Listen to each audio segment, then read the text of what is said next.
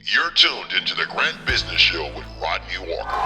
Well, hello and welcome to the Grant Business Show. I'm your host, Rodney Walker, and I am happy to have you here for this episode. We're going to have a good time, and I've got some great information for you.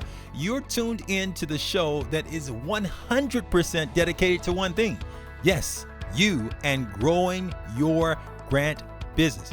Even if you don't have a grant business, even if you're in the first phases of starting a grant business, or even considering if this is something that you should do, you've tuned into the right place. I'm going to be sharing with you some information to help you grow your business. You know, even if you are new or if you've been doing this for a while, we tend to have blind spots. Have you ever been driving down the road and maybe looked in your rearview mirror and it looked as if there was nothing there? There's not a car coming.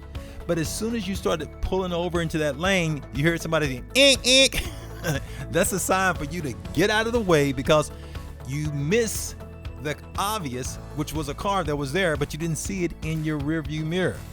Well, it's kind of that same way with business. We need people, information, and insight to help point out some of those blind spots so that we won't make some mistakes that we're likely to make if we don't have it otherwise.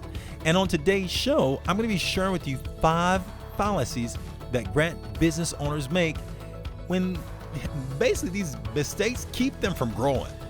And I don't want you not to grow. I want to see you grow and I want to see your business grow. So that's why I'm glad that you're here. So let's get ready to dial on in and let's hear some of these 5 pieces that you want to ask yourself. Am I making any of these fallacies? Do I have these fallacies as my thoughts or as my belief system that is wrong? And ask yourself that. No, on my end, I'm not judging you. This is a safe place. Yes, my friend, this is a safe place for you to lift up the hood and let someone else look in it with you to see what needs to be fixed. And so we're going to do that on today. And I want you to think about this. First, here's that first mistake. I'm just going to go ahead and give you this fallacy right now. And this first fallacy is that there are grant business owners that make this, and they believe that if they price themselves cheaply, that they will get more business. Have you made that mistake? Yes, it's a fallacy. I just price myself low enough, everybody's going to come to me. No, it doesn't happen. In fact, what happens, the wrong people come knocking on your door. Yes, those that are cheap. And next thing you know, you have a whole room full of cheap people asking you to do a lot of grant writing, and you're frustrated now because you're doing grant writing for all these cheapos, and they're ruining your life. And I don't want them to ruin your life. That's why we got to get rid of this fallacy and not make it and start pricing ourselves in such a way that's going to be advantageous for us. The second fallacy. And I don't have time today, guys, to go into how to fix these fallacies. I'm going to go into more depth in some of our later episodes, but I just want to give you these 5 so that you can examine yourself. The second one is that they believe that if they have a website, that people will just find them.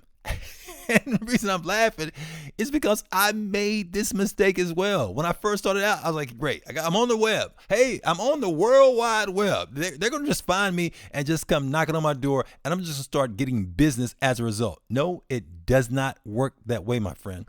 You got to do more than simply have a pretty website. Thirdly, a third fallacy is that they believe that they must work alone instead of having a team. I hear you. You're like, Rodney, but I can't afford a team. See, you're thinking it's on wrong right now. You're going into that lane, another blind spot. You see, we think that we've got to work alone, and that's a mistake, my friend. There are so many different people that you can bring onto your team. Some you will have to pay. In fact, most you will have to pay, but there are some others that you won't have to pay that you should definitely have on your team to be able to bounce ideas off of. And we want to look at that and seriously consider that. Now, let me go ahead and push forward and tell you about the fourth mistake. The fourth fallacy is that these grant business owners believe that if they know how to write a good grant, it will give them a lot of business.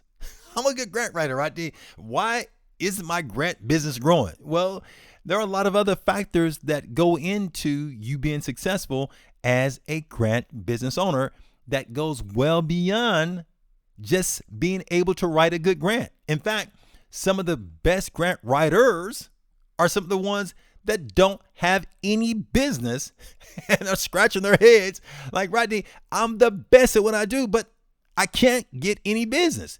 It's because most likely, my friend, you have this fallacy in your mind running around thinking that you should be getting business because you're a good grant writer. And I know people that are inferior in their grant writing efforts, and they have way more business than those that are much better. The reason is that they've learned something about business that you don't know. And it's imperative for you, if you really want to grow your business, to put on a new hat and to do things differently. Now, let me give you this fifth one. Fifth, they believe that this is a good one.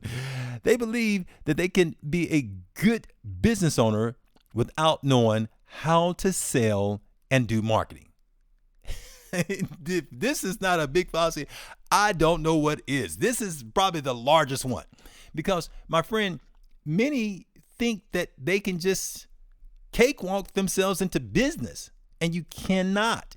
You've got to learn how to do sales. And even if you hate doing sales, you've got to learn how to love doing sales, because if you don't, you're going to be hungry. And I don't want to see you hungry, my friend. You've got to learn how to sell, and you've got to learn how to market. And I know it's almost like saying a curse word over here, marketing. Ooh, yes, because you've got to know how to attract people to your business.